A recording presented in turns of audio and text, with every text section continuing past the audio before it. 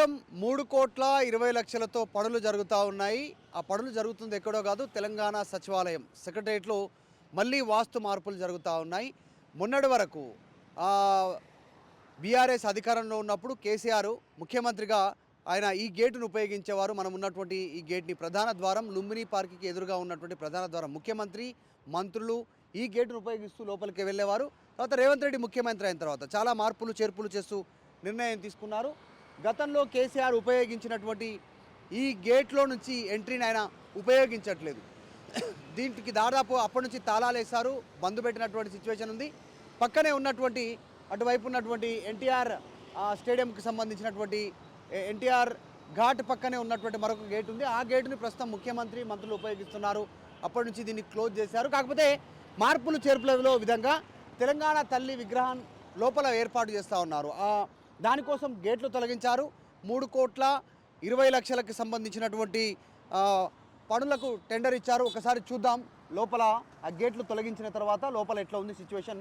Inside visuals ఒకసారి చూడొచ్చు RTV screen పైన. లోపల గేట్లు తొలగించిన తర్వాత పనులు జరుగుతూ ఉన్నాయి. ఎదురుగా సచివాలయం కనిపిస్తూ ఉంది కదా మనకు. ఆ సచివాలయానికి సంబంధించినటువంటి మెయిన్ ఎంట్రన్స్ స్టెప్స్ దగ్గర తెలంగాణ తల్లి విగ్రహాన్ని డిసెంబర్ 9వ తారీఖు రోజున అక్కడ ప్రతిష్టాపన చేయనున్నారు. ఇప్పటికే విగ్రహాన్ని తయారు చేయడానికి ఒక నమూనా తయారు చేయడం జరిగింది. దానికి ఫైనల్గా ఆర్డర్ ఇవ్వడం జరిగింది. కేవలం ఇంకా కొన్ని రోజుల వ్యవధి ఉంది. డిసెంబర్ 9కి ఇక్కడ పనులు వేగంగా జరుగుతూ ఉన్నాయి, చూస్తూ ఉన్నాం. బ్యూటిఫికేషన్ పనులు జరుగుతూ ఉన్నాయి. చుట్టూ చెట్లు, ఫౌంటైను, కూర్చోవడానికి అక్కడ కాస్త వచ్చినటువంటి వారు టైం స్పెండ్ చేయడానికి అన్ని ఏర్పాట్లు చేస్తూ ఉన్నారు. సో ఇప్పుడు మనకు ఎదురుగా చూస్తూ ఉంటే గేట్లు ఉన్నాయి. మొన్నటి వరకు ఆ ప్రధాన గేట్లని బాహుబలి గేట్లుగా పిలుస్తారు. ఆ గేట్లను పూర్తిగా తొలగించేస్తారు. మొన్నటి వరకు అయితే లాక్లో ఉండే ఆ గేటు డ్రిల్ చేసి పూర్తిగా తొలగించినటువంటి పరిస్థితి ఉంది. కాకపోతే ఆర్చులు ఉన్నాయి. ఆర్చుల సంగతి ఏంటి అనేటువంటిది తెలియదు. ఆర్చులు ఇలాగా ఉంచుతారా, ఈ ఆర్చులను కూడా తొలగిస్తారా అనేటువంటిది. ఈ ప్లేస్లో, ఈ గేట్ల ప్లేస్లో ఇప్పుడు ఖాళీగా కనిపిస్తున్నటువంటి ప్లేస్లో ఈ పోలీసుల పహారాలో ఉన్నటువంటి సెక్రటరేట్ ఈ ప్రాంతంలో నెక్స్ట్ గ్రిల్స్ వస్తాయి. ఐరన్ గ్రిల్స్ పెద్ద స్థాయిలో. పనులు చాలా వేగంగా జరుగుతూ ఉన్నాయి. అయితే మార్పులు ఎక్కడ జరుగుతూ ఉన్నాయి, ఏం జరుగుతున్నాయి అనేటువంటి చూపిద్దాము. ఒకసారి ఎక్స్ప్లెయిన్ చేసే ప్రయత్నం చేస్తాను ప్రేక్షకుల కోసం. మొన్నటి వరకు ఇది మెయిన్ గేట్ ఎంట్రెన్స్. కేసీఆర్ ముఖ్యమంత్రిగా ఉన్నప్పుడు మంత్రులు ఈ గేట్లో నుంచి లోపలికి వెళ్ళేవారు. ఇప్పుడు రేవంత్ రెడ్డి ఉపయోగించట్లేదు. దురుపయోగించి కూడా కాస్త చేంజ్ చేశారు. ఆ చేంజ్ చేసినటువంటి విధానం కూడా కాస్త ఒకసారి చూద్దాం. ఇక్కడ ఎక్కడైతే నాకు ఇప్పుడు బ్లూ షీట్స్ నా పక్కన ఉందో ఇక్కడ ప్రధాన ద్వారం గేట్ ఉండేది తొలగించి నెక్స్ట్ అక్కడ బిగిస్తూ ఉన్నారు. ఆ గేట్లను తొలగించినటువంటి గేట్లని ఆ బ్లూ షీట్స్ బ్యాక్ సైడ్ కనపడతా ఉన్నాయి కదా, ఆ బ్లూ షీట్స్ దగ్గర ఇలాంటి ప్రధాన గేట్లు, ఇవే గేట్లను అక్కడ మళ్ళీ బిగించడానికి ఏర్పాటు చేస్తూ ఉన్నటువంటి సిచ్యువేషన్ ఉంది. ఈ గ్రిల్స్ ఏవైతే ఉన్నాయో జస్ట్గా రక్షణ కోసం లోపలికి ఎవరు వెళ్లకుండా ఉన్నటువంటి ఈ గేట్స్, ఈ గ్రిల్స్ అన్నీ కూడా తొలగించి అక్కడ ఉన్నటువంటి ఆ గ్రిల్స్ని తెచ్చి మళ్ళీ ఇక్కడ ఫిట్టింగ్ చేయడానికి ఏ రకంగా అయితే ప్రధాన ద్వారానికి సరిపోయేటువంటి గ్రిల్స్ ఉంటాయో ఆ గ్రిల్స్ని ఇక్కడ ఉపయోగిస్తారు. లోపల జరుగుతున్నటువంటి పనులు ఒక్కసారి చూస్తే విజువల్స్లో ఈ రోడ్డు కనపడతా ఉంది. ఆ రోడ్డుకు సంబంధించినటువంటి ప్రస్తుతం ఈశాన్యంలో ఏర్పాటు చేయబోయేటువంటి గేటు ద్వారా నెక్స్ట్ ముఖ్యమంత్రి, మంత్రులు లోపలికి వెళ్ళడానికి ఉపయోగించాలా రోడ్డు మార్గం జరుగుతూ ఉంది. లోపల అంతా కూడా చూస్తూ ఉన్నాం. లాన్ ఉంది. ఆ లాన్ అంతా కూడా గార్డెన్ని, ఆ పచ్చని గార్డెన్ అంతా కూడా తవ్వేశారు.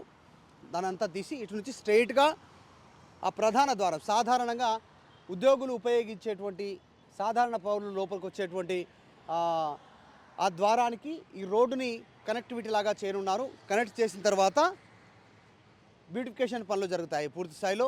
చాలా పెద్ద మార్పు అని చెప్పవచ్చు. మొత్తం గత ప్రభుత్వంలో 28 ఎకరాలకు సంబంధించినటువంటి ప్రాంతంలో సెక్రటరేట్ నిర్మాణం జరిగింది. అప్పటి నుంచి ఇప్పటివరకు ఎలాంటి మార్పులు లేవు. కానీ మొట్టమొదటిసారి సెక్రటరేట్ నిర్మాణం తర్వాత జరుగుతున్నటువంటి మార్పులుగా చెప్తా ఉన్నారు. మొదటి వరకు గేట్లకు తాళాలు వేస్తారు, కానీ ఇప్పుడేమో పూర్తిగా గేట్లే తొలగించి వాస్తు ప్రకారం చేంజ్ చేస్తున్నటువంటి సిచ్యువేషన్ ఉంది.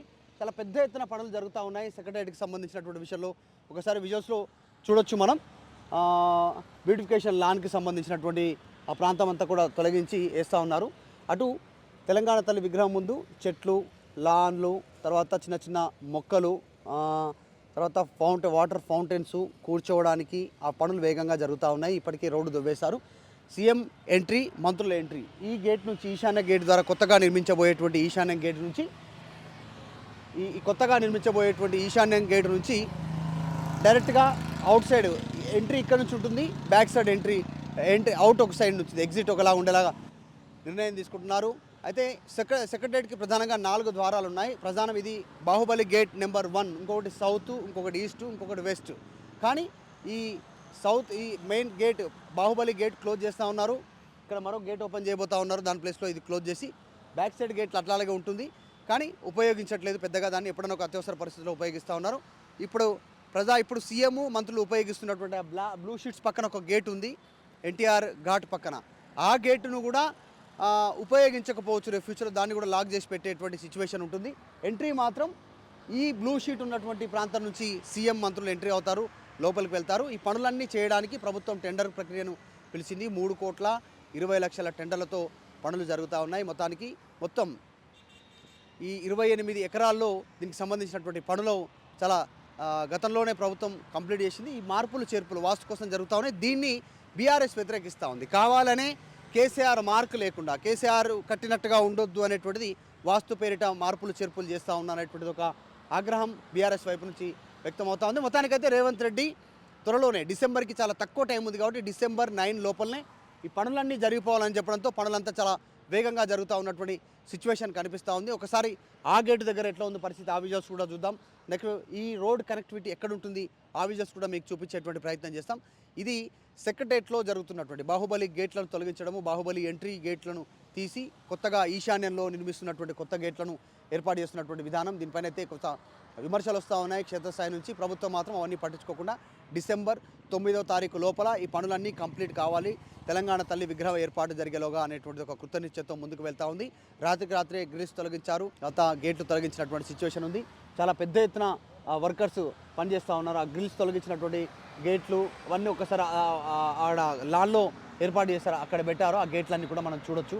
ఆ గ్రిల్స్ తర్వాత ఆ గేట్లు తొలగించేసినటువంటి సిచ్యువేషన్ ఉంది. త్వరలోనే గేట్లతో పాటు ఆ గేట్లు తొలగించిన ప్లేస్లో గ్రిల్స్ తొలగించిన ప్లేస్లో గేట్లు రానున్నాయి. పెద్ద ఎత్తున మార్పులు జరుగుతూ ఉన్నటువంటి సిచ్యువేషన్ కనిపిస్తూ ఉంది.